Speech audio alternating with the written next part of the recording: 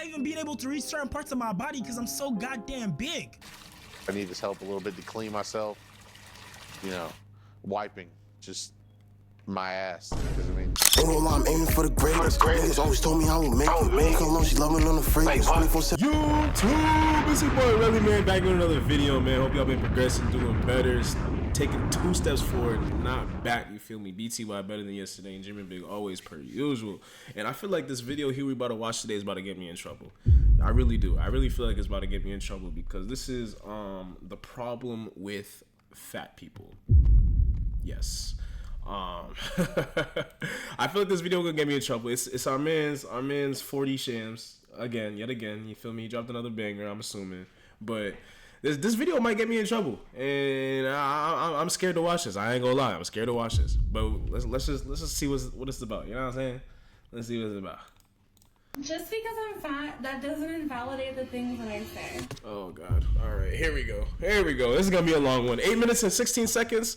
All right, let's make it through. Let's not get canceled. She died. Wait, what? Wait, whoa. Doesn't invalidate the things that I say. She died. You ready to get supersized? She died too. Today I got the big Fruit Loop. He's dead. Join me on my Fat Positive radio show, Which didn't last long because she died. So before you guys start writing your angry comments, phobic and saying that I'm one of those red pill guys who Wait, did they actually all die? Nah, that's crazy. hates women, get to the end of the video because it's probably not gonna be what you think. Or actually it might be. So in recent years there's been something called the fat acceptance movement, and the goal of this movement has been to advocate for societal change and attitudes towards fat people, along with fighting for equal rights for them in all areas of life. Think for example advocating for a clothing brand to make bigger sizes that accommodate for fat people, or trying to change the culture that stigmatizes fat people for going to the gym even though they're trying to change their lives. Like if you're one of those people at the gym who looks at fat people funny or makes them feel uncomfortable because they might be sweating a little harder or grunting a little harder because they're a little bit bigger, then you're the worst type of human being. You're actually a dickhead because you don't know how much effort it actually took that person to get up and try to change their lives. But what I'm here to talk about today is this new wave of content creators who are not only advocating for obesity, but they're glorifying it. Content creators like this. If promoting obesity is what it takes to make other fat people feel hot, obviously I'm gonna do that. So yes, I am promoting obesity. Stay mad. Shut your I don't know what happened, but I think the video cut off. I was gonna say fabulous. Okay, but no, seriously though, for a lot of people, food is an addiction. And notice how you don't see people going around saying, if promoting drug abuse is what's gonna make crackheads feel hot, of course I'm gonna promote drug abuse. But I'm not surprised at all because these plus sized... I mean, they do that with weed though, when you think about it. I mean, obviously the effects aren't as great with weed and crack, but it's still a drug at the end of the day. Big bone, big bag, whatever else name they have for calling fat people, these fat content creators have started to become delusional. Extra body weight causes, heart problems, diabetes. What do you say to that? I think that the science isn't actually as clear-cut as we like to believe, and there's not really quite a consensus yet about the real relationship between weight and health. Aside from the That's coming from a fat girl. All right. fact that she's just straight up wrong, do you see the delusion in this? And honestly, if I was a morbidly obese person, I wouldn't need science to tell me that being obese negatively impacts my health. I mean, the fact that I probably wouldn't be able to run, or maybe being out of breath after climbing a few flights of stairs, being like 2 to 3 times the size of a regular person, or maybe not even being able to reach certain parts of my body because I'm so goddamn big. I need this help a little bit to clean myself. Wiping just my ass. Because I mean, I can't reach everything on my back, and I can't reach everything below me. I wouldn't need. Huh? Are you? Nah. Oh my God, bro. I have no words. Bro, I'm not trying to steal your video, but if I say what I want to say, yo, this channel is getting striked. Any signs to know that I was unhealthy. And I mean, it's gotten so bad that we even have doctors getting paid to say stuff like this. But 96% of those participants in The Biggest Loser regained their weight because their brain worked well. It was supposed to bring them back to store what they needed or what the brain thinks it needs. So willpower? Throw that out the window. So you're saying that their brain, which, correct me if I'm wrong, usually functions to help us survive, is telling them to get so big that they can barely move or do day-to-day activities? You see how that doesn't make sense? And I know one of you guys is gonna come through trying to make this argument. I disagree because I believe in society, especially in America, we have this idea that, oh yeah, all fat people ate themselves that way, that they just sit at home and they're lazy and they don't do anything and they ate themselves that way. But they don't take into account people who have a disease. They don't take into account people who work out and their body is just built that way. Someone, thin or fat, could be addicted to something, could have really high cholesterol or low bone density or too high of a resting heart rate.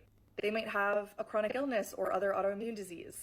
Even yes, thin people could have type 2 diabetes and high blood pressure. And yeah, tomorrow I might get bit by a spider and turn into Spider-Man. Do you see how weak that argument is? Now, I'm sure there's probably a small population within the fat community that does suffer from these conditions, but I definitely don't think it's the majority. Most people are fat because of their life decisions. Thank you. Their diet, their eating habits, their diet, their lack of exercise is pure laziness, bro.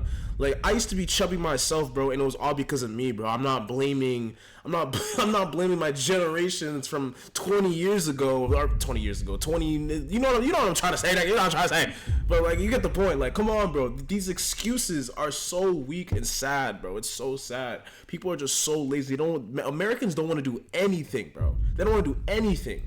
We have women who get pregnant and put on weight. We have people who get depressed and use food as a coping mechanism. And I'm not shaming any of those people. I just want us to operate in reality. These fat content creators are trying to convince us that whether you're fit or morbidly obese, you can still get sick and deal with the same illnesses. And no one denied that. All we're saying is that you being morbidly obese puts you at a higher risk of getting these illnesses. And trust me, I get it. Your body, your choice. But when I'm sitting next to you in that plane ride for 6 hours, squished and I can't move my arms, at that point, I don't know. It just feels like it's starting to affect my choice too. And since we're on the topic of airplanes, we gotta talk about this petition that this fat content creator started. I think every plus size traveler should get a free second and even third seat on an airplane. I'm on a mission to revolutionize the travel industry and make it a more accessible, accepting, accommodating place for all.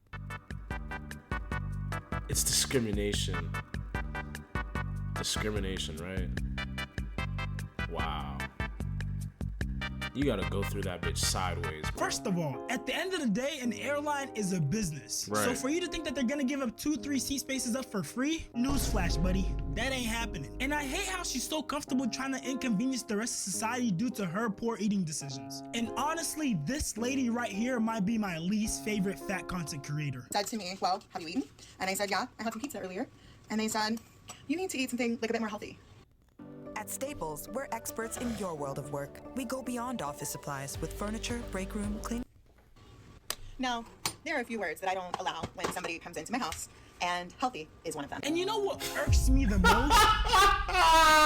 Oh, you can't make this shit up. Is that some of these fat content creators like her are promoting this fat lifestyle of overindulgence to their supporters while they have trainers helping them improve their health. So instead of practicing what you preach, you're leading your supporters towards an early death while you get away scot-free. And the saddest part is that I know that a lot of these fat content creators know the repercussions of being that overweight. But for the sake of keeping the platform they built on glamorizing obesity, they're willing to put people's lives at risk. But I can't highlight the people who have lied to their supporters without highlighting the people who have been honest and have tried to make a positive change in their lives. I'm 25 and being fat led me to having cancer. I know what you're thinking, Jordan. Being fat doesn't cause cancer. And you're right, it doesn't. But some of the negative repercussions of being fat can lead to you getting cancer. It was really hard for me to get on TikTok initially and talk about the fact that I had cancer that was literally caused by me being fat, when I have an entire audience and an entire platform dedicated to showing that your life doesn't have to suck if you are fat. Everybody, let's clap it up for her. Let's clap it up for her. Because see, my point is, if you're a content creator that's worth their salt, you making a positive lifestyle shift isn't going to kill your content creation career. And if those are really your supporters, they'd want the best for you anyways. Facts. And to end this video on a high note, we're going to highlight more people who have changed their life around. Welcome to our Eat in a Day as a Nerd. Yes, positivity. That's what we need, 4D. Divergent, chronically ill, ex-fat acceptance influencer on Monjaro, in recovery from food addiction, working on changing my lifestyle. I am someone who consumed fat acceptance and fat liberation content for a majority of my 20s. And it convinced me that I should not trust doctors, to the point where I did not go see a doctor even when I was extremely ill. until I was 26 and pregnant with twins. And later in my pregnancy, I got diagnosed with gestational diabetes, which is common for women who are overweight and pregnant with multiples. I have been working very hard to unlearn and deconstruct from a lot of the rhetoric and ideology around fat acceptance and fat liberation recently, and I feel like this story that I'm telling you is extremely important.